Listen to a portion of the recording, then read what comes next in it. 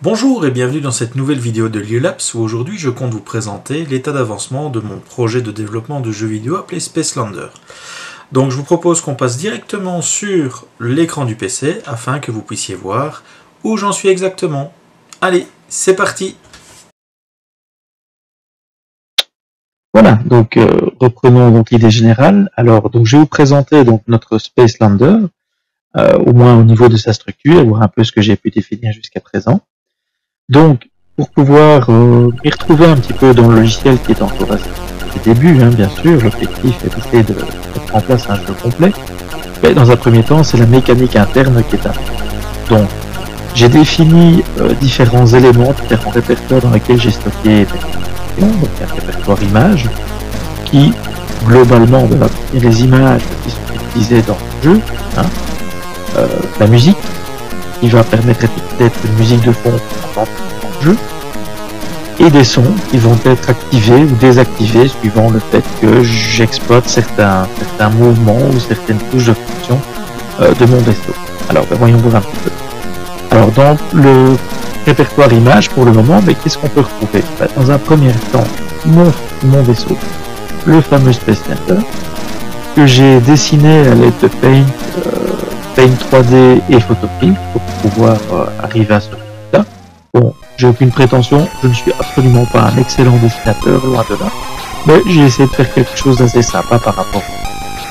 Alors, évidemment, votre vaisseau, on va globalement le déplacer sur notre écran, dans un premier temps à l'aide des flèches de direction du clavier, et pour pouvoir simuler son déplacement, à part le fait de déplacer l'image que je viens de sprite sur l'écran, j'active ou je désactive des petites zones de mon dessin qui permettront de pouvoir faire apparaître un déplacement suite à un réacteur. Alors quand je vais le faire bouger vers l'avant, les petits réacteurs que vous pouvez voir ici viendront s'ajouter juste à cette zone. Quand je vais faire reculer mon vaisseau, les petits réacteurs que vous avez là vont s'activer ici sur les côtés du vaisseau. Quand je vais le faire tourner à gauche, je vais en fait faire pivoter mon vaisseau en activant le propulseur droit et le rétropropulseur. Le propulseur gauche et le rétropropulseur droit, pour ça. Et quand je le ferai tourner à droite, je ferai activer le propulseur droit et le rétropropulseur gauche. Il aura tendance à faire pivoter mon vaisseau dans un sens particulier. Alors, évidemment, notre vaisseau, il va rencontrer par la suite des ennemis, et ces ennemis, il va falloir les détruire. Donc, pour ce faire, il va envoyer les petits missiles que vous avez définis. D'accord ? J'ai une image de fond qui servira par la suite, et ici quelques images d'ennemis que j'exploiterai par la suite qui n'est pas au niveau. Donc voilà, quelques images qui vont servir pour notre jeu de base. Alors, deuxième chose, les musiques. Pour le moment, j'ai trouvé une musique Dark Pandora qui correspond à mon avis assez bien à l'ambiance du jeu. On peut mettre ce qu'on veut, hein. L'arrivée de Guillaume Tell si vous le souhaitez, canon en D, hein, donc voilà, ça peut être sympa, mais voilà, suivant l'ambiance, vous allez choisir une chanson qui va correspondre quelque part à l'ambiance du jeu que vous souhaitez. Alors, troisième chose, ce sont les sons.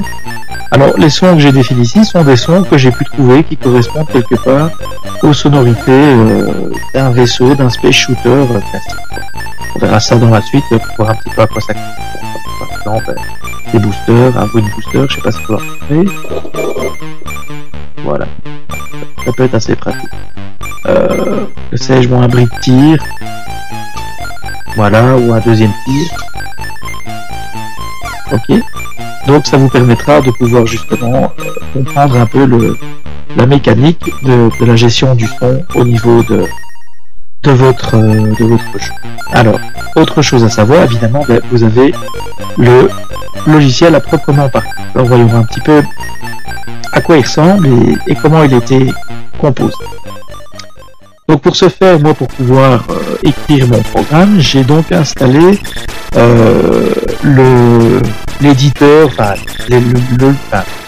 logiciel de développement intégré comme ZeroBrad, qui est en fait un éditeur de texte qui a été conçu pour rédiger assez facilement du code en Lua. Donc Lua est un langage interprété, donc je veux dire interprété, c'est-à-dire que le logiciel va lire ligne à ligne l'ensemble de mon code et va réagir et se déplacer dans ce code au fur et à mesure des interactions que l'utilisateur aura avec le logiciel propre. Donc qu'est-ce que nous aurons donc, globalement, je passe très rapidement le code. Qu'est-ce que nous retrouvons ici? Vous avez en fait la structure de mon code, le nom de mon projet, l'emplacement qui se trouve, le répertoire images où vous pouvez retrouver toutes les images qui sont utilisées, risquent d'être utilisées. Bon, c'est un système d'arborescence Windows, donc on peut activer ou désactiver les éléments. Donc dans mon répertoire musique, la musique que j'ai dit, et dans mon répertoire son, les différents sons qui peuvent être utiles à mon logiciel. Alors, bon, jeu création.rar, c'est une simple archive, un backup, c'est toujours pratique d'en avoir un quand on en a besoin. Alors, voyons un peu plus en détail le fonctionnement donc, du logiciel proprement dit. Donc, le logiciel que j'ai créé, donc que j'ai développé ici, j'ai pas de mérite, que les choses soient claires. C'est un logiciel que j'ai développé en me basant sur une formation que je suis actuellement sur GameCoder. Je la conseille, c'est assez sympa, c'est très évolutif, c'est assez pratique. Vous suivez la formation et progressivement vous commencez à acquérir les bases nécessaires à la programmation d'un jeu vidéo simple. Ça ne s'arrête pas à ça, la formation peut aller beaucoup plus loin, peut vous permettre d'apprendre à développer dans d'autres langages. Celui-ci, c'est pour vous permettre d'apprendre la programmation de base, les éléments nécessaires au développement d'un jeu vidéo. Alors, qu'est-ce qu'on retrouve dans ce code? Voilà, globalement, ce que vous allez voir tient en 160 lignes de code proprement. Alors, on va regarder un petit peu ensemble qu'est-ce qu'on y retrouve. Bon, je vous demanderai dans un premier temps de ne pas vous inquiéter quand vous ne comprenez pas une ligne de code, quand vous ne comprenez pas ce qu'elle fait. Il faut essayer de voir en fait le développement de ce jeu comme étant des blocs, des éléments qu'on va mettre ensemble, un peu comme un mur de briques que l'on construit, et chaque brique fait quelque chose. Et chaque chose sera nécessaire au bon fonctionnement du jeu. Donc, essayons de voir un petit peu la structure que nous avons pu définir. Donc il faut savoir que pour pouvoir développer un jeu vidéo en Lua, tout d'abord vous avez différentes choses qui sont nécessaires au bon fonctionnement du logiciel. Donc ici ce que j'ai fait, j'ai combiné un ensemble de lignes de code, de lignes d'ordre, d'éléments qui vont permettre de définir les éléments qui construisent mon. Donc dans un premier temps, je ne vais pas passer par ces quelques lignes que nous avons ici. Globalement, c'est pour me permettre d'avoir du log, donc quand on commet des erreurs, voir quelque part qu'est-ce qui a posé souci, quelles sont les variables qui ont posé problème, quels sont les éléments qui ne fonctionnent pas bien, et donc grâce à cette option, je permets de récupérer des messages d'erreur système. Deuxième ligne, numéro 3, troisième ligne, dirons-nous. Je demande en fait à mon moteur de graphique Love2D d'afficher les graphismes avec un niveau de précision le plus proche de la réalité. Donc c'est-à-dire que quand vous dessinez des éléments à l'aide de pixels, si vous agrandissez ces pixels au maximum, vous allez avoir le défaut d'avoir des éléments qui sont relativement carrés avec des formes découpées. Quand vous activez cette option, en fait, il y a une espèce d'affinage qui se fait du graphisme de manière à pouvoir le rendre beaucoup plus lisse, beaucoup plus actif. Alors, donc qu'est-ce qu'on retrouve ici? Donc vous avez ensuite la fonction locale. Locale par opposition à global. Qu'est-ce qu'on retrouve? En fait, je suis en train de définir des variables que je n'assigne pas, donc je ne donne pas de valeur pour l'autre. Qui vont s'appeler Sound Booster, Sound Bullet et Musique. J'ai défini une variable que j'utilise pas pour le moment. Elles existent, elles seront utilisées par Ensuite, je définis une autre variable qui s'appelle lander. Donc lander, ben, c'est quoi? C'est mon vaisseau, c'est celui que vous avez vu, qui aura toute une série de caractéristiques. Alors, voyons-les en détail. Donc c'est en fait une espèce de structure, d'objet, si on veut, avec un ensemble d'éléments qui le font. Qu'est-ce qu'on trouve? Vous avez donc lander qui correspond au nombre d'objets dans sa partie, point suivi d'un autre élément qui correspond quelque part aux autres variables qui sont nécessaires, enfin, qui caractérisent mon vaisseau. Alors Vx, Vy, que j'ai mis à 0, j'ai assigné la valeur 0. Qu'est-ce que c'est? Ce sont les vitesses de déplacement en x, donc le x c'est l'horizontale et l'y c'est la verticale. Donc pour le moment, pas de vitesse de déplacement verticale, pas de vitesse de déplacement valeur par défaut. Lander.x, lander.y, c'est la position de mon vaisseau. La position de mon vaisseau, c'est quoi? Pour le moment, il correspondra au point supérieur gauche de mon écran. Alors, j'ai défini un lander.angle que j'ai mis à 180 degrés. Souvenez-vous, mon dessin au niveau donc de je vais retourner dessus de mon projet Lander, au niveau des images, voilà, il est orienté vers le bas. Étant donné qu'il est orienté vers le bas au moment où j'ai dessiné, je définis une rotation de 180 degrés pour pouvoir afficher mon vaisseau avec la pointe vers le haut, tout simplement. Ensuite, je définis des variables pour les propulseurs, engine. Donc, est-ce que mon moteur est démarré? Je dis non. Est-ce que mon moteur arrière est démarré? Non. Est-ce que mon moteur gauche est démarré? Non. Est-ce que mon moteur droit est démarré? Non. Donc, ça veut dire qu'aucun moteur actuellement n'est en cours de feu. Qu'est-ce que j'ai d'autre? En fait, je définis les éléments dont j'ai besoin. Donc, l'image correspondant à mon moteur, souvenez-vous, c'est spaceship.png qui correspond à mon vaisseau, vous avez vu tout à l'heure. L'engine, le propulseur, les rétropropulseurs, l'action l'image à mettre en place quand on tourne à gauche, l'image des moteurs à droite, qui doivent être mises en fonction lorsque le vaisseau se déplace vers la droite. Ça devient difficile, il est assez tard et je suis un peu fatigué. Alors, autre chose, je définis aussi une variable que j'ai appelée bullets. Donc bullets, qu'est-ce que ça va correspondre? Il s'agit simplement de mes missiles que je vais envoyer. Pour le moment, je ne leur lui donne pas énormément de caractéristiques, nous verrons ça dans les détails par la suite. Ensuite, je crée une fonction qui va créer des missiles avec ici une fonction d'image.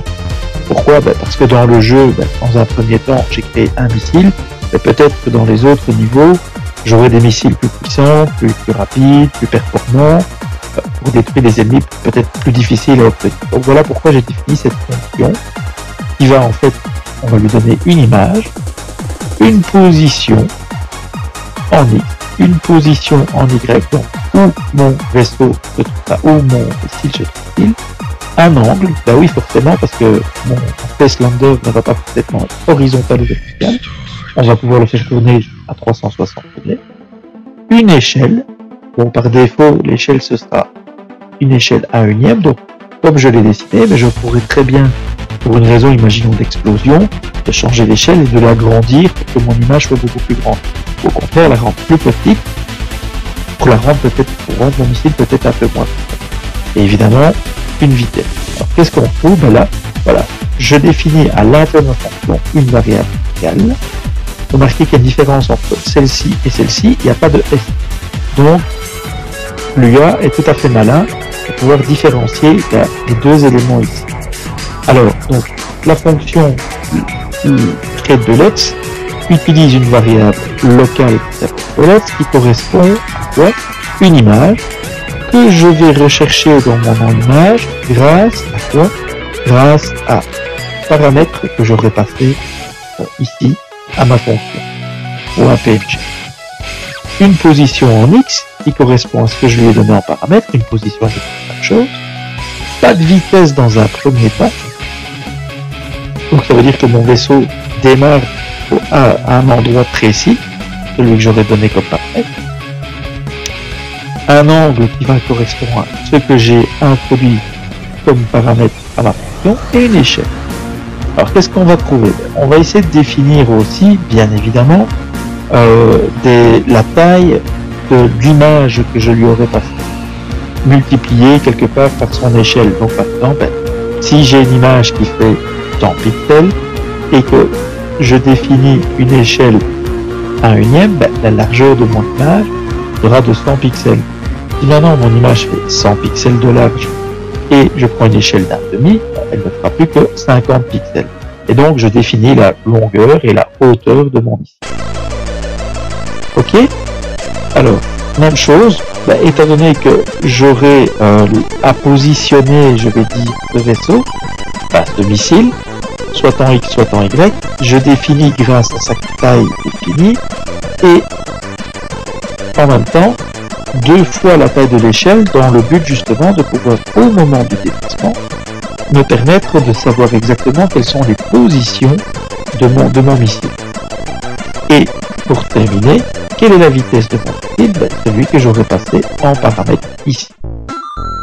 Quand ceci est défini, je vais insérer mon missile dans un tableau de missiles. Donc j'aurai défini mes tableaux n éléments qui correspondra aux n missiles que j'aurai lancés de mon vaisseau. D'accord? Alors, donc ça c'est pour le principe. Ensuite, deuxième chose, savoir que l'UA et l'OF2D fonctionnent à l'aide de 3 fonctions principales. Je peux en définir plein d'autres, mais il y a 3 fonctions minimales que vous devez avoir pour faire fonctionner votre jeu. La fonction load, qui va contenir les paramètres à charger au démarrage du jeu, par exemple de vie de votre personnage, les musiques, les images de fond, etc. Et qu'est-ce qu'on va retrouver dans cette fonction load? Tout ce dont j'aurai besoin pour démarrer mon jeu. Alors qu'est-ce qu'on trouve? Je vais définir une variable largeur et hauteur qui vont correspondre quelque part à la taille de ma fenêtre graphique. Bon, je la laisse par défaut, donc ça veut dire que je vais jouer sur un jeu dans les paramètres de l'OF2D qui sont sur une fenêtre de 800 par 600. Il faut les changer suivant les graphismes, suivant la performance de votre carte graphique sur votre PC. Alors, le lander, donc mon vaisseau, va avoir sa largeur divisée par 2 et sa hauteur divisée par 2. Alors, pourquoi est-ce que je fais ça? L'objectif, c'est tout simplement parce que je veux mettre au centre de mon écran, quelle que soit sa taille, la position de mon vaisseau de départ. Donc, sachant que mon vaisseau, que ma fenêtre est 800 par 600, eh bien, mon vaisseau sera placé en 400 par 300. Donc, pour être placé au milieu. Je lui définis quel sera le son à charger pour mes tirs de missiles, quel sera le son à jouer au niveau du bruit des moteurs, quelle sera la musique de fond que je veux entendre, et quel sera le fond d'image que je souhaite voir apparaître au niveau du jeu. Je lui demande ensuite, vu que j'ai défini la variable de la jouer, en déterminant que je souhaite que mon son soit de 10%, je peux mettre un son à 100%, alors à ce moment-là, ça me permettra peut-être plus d'entendre correctement les bruits du déplacement du vaisseau, les bruits correspondant au moteur en route, etc. Et donc, quelque part, je définis ici donc une musique de fond plus faible que les sons des moteurs et que les sons des missiles. Donc voilà ce que fait la fonction. Alors, deuxième chose importante, deuxième fonction, la deuxième fonction, c'est celle qui va mettre à jour toutes les variables que nous aurons besoin durant le jeu. Donc, la première définit les paramètres de base, la deuxième va mettre à jour les différentes fonctions les différents paramètres du jeu. Alors, qu'est-ce qu'on retrouve ici? Voilà, je vais définir la vitesse en Y qui va correspondre, voilà, je vais tester pour voir un peu ce que ça donnait, qui sera en fait la nouvelle vitesse Y sera l'ancienne vitesse Y auquel j'additionne 0,19. Pourquoi 0,19?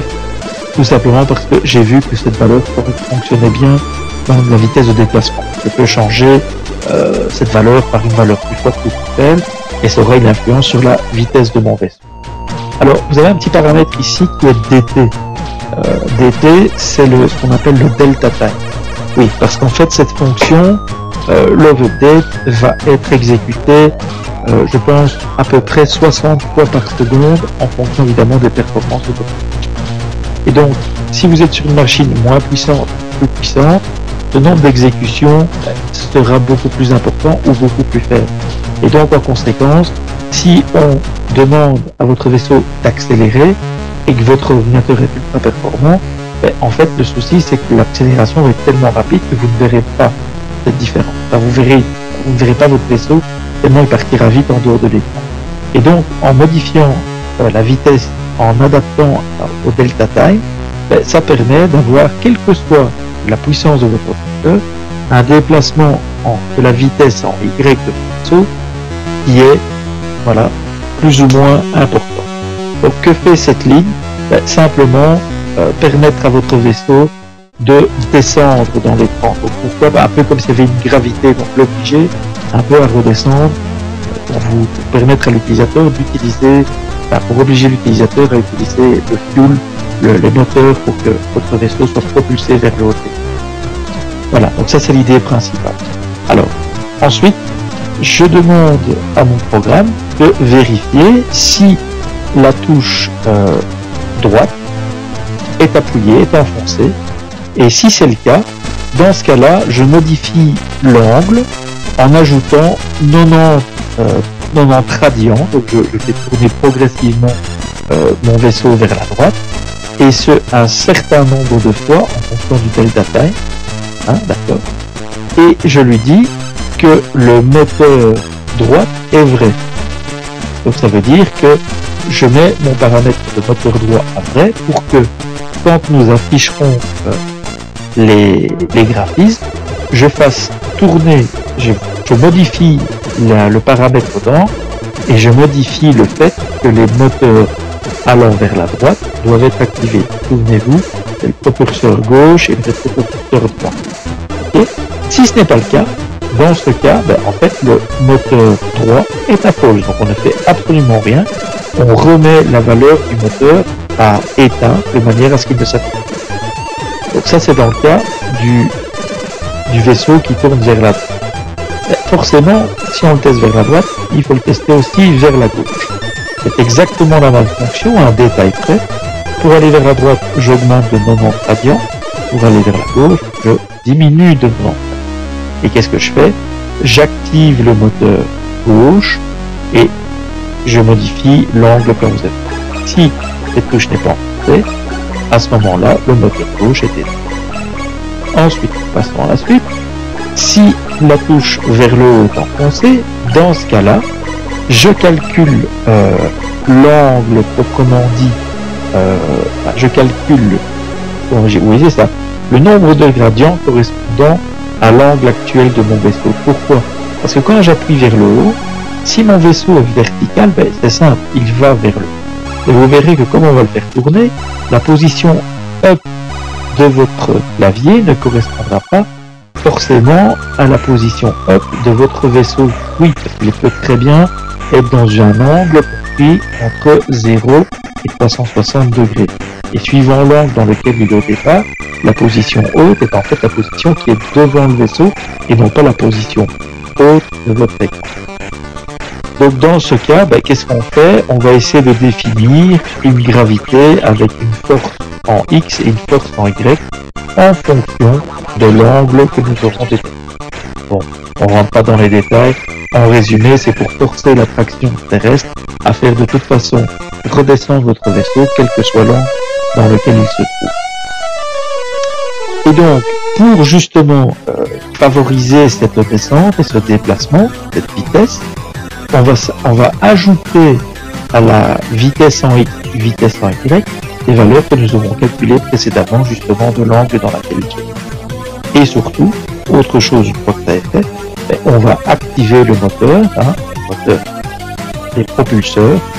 Et si cette touche n'est pas enfoncée, alors dans ce cas, on éteint le moteur. À l'opposé, bien sûr, on va se retrouver avec la même fonction vers le bas. On va définir l'angle dans lequel il se trouve. On va calculer la force d'attraction. On va modifier les paramètres de vitesse en X et en Y.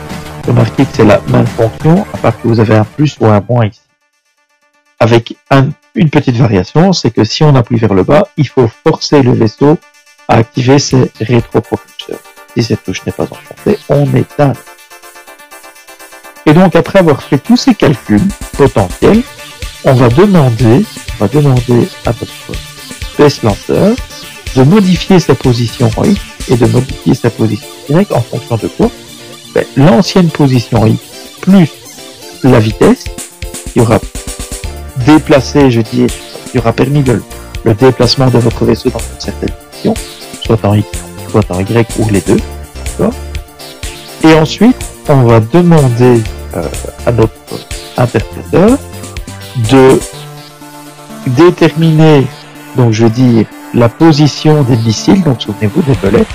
Donc je fais une boucle qui va tout simplement aller du nombre de missiles vers jusque 1 par pas de moins 1. Donc si vous avez 5 missiles, on va faire 5, le 5e missile, le 4e missile, le 3e missile, le 2e missile, le 1er missile, d'accord?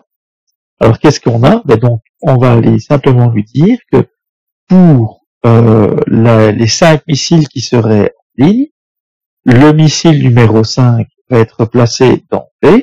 Donc on définit une variable locale B qui va aller rechercher tous les paramètres de notre tableau qui correspond à la position 5. On va tout simplement, souvenez-vous que B étant maintenant un bullet et non plus un bullet du tableau bullet, va aller récupérer toutes les caractéristiques que nous avons ici de position, de vitesse, d'angle, d'échelle, de vitesse, etc., etc., etc. Donc, qu'est-ce qu'on va retrouver? Donc, B, on y revient. Là. On va dire B correspond au 5e élément du tableau bullet. On va calculer une force X qui va correspondre à quoi? Même principe. L'angle en X, la force en X, la force en Y multipliée par sa vitesse, donc son déplacement, pour déterminer quelle sera l'attraction, la vitesse quelque part à laquelle votre missile va partir. À nouveau, on peut changer ce paramètre pour accélérer ou ralentir le missile suivant ses performances. Alors, qu'est-ce qu'on dit? La nouvelle vitesse en X de B correspond à l'ancienne vitesse auquel j'ajoute la force X qui a été calculée ici. La même chose pour les paramètres en Y. La position en X de notre missile correspond à l'ancienne position X plus la vitesse qui lui aura été appliquée. Donc, quelque part, on va permettre de déplacer votre missile de proche en proche. D'accord. Et ensuite, une fois que tout ceci a été calculé, il y a encore quelque chose à vérifier. C'est que votre missile pourrait très bien, au moment de son déplacement, quitter les... Alors, comment est-ce qu'on fait? On regarde la position en X.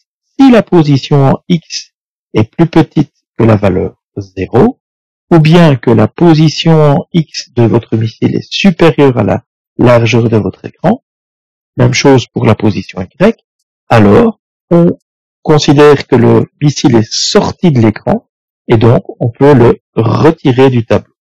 Quand c'est fait, on passe à l'élément suivant, on est au 5e, moins 1, 4e, on recalcule le tout et ainsi de suite.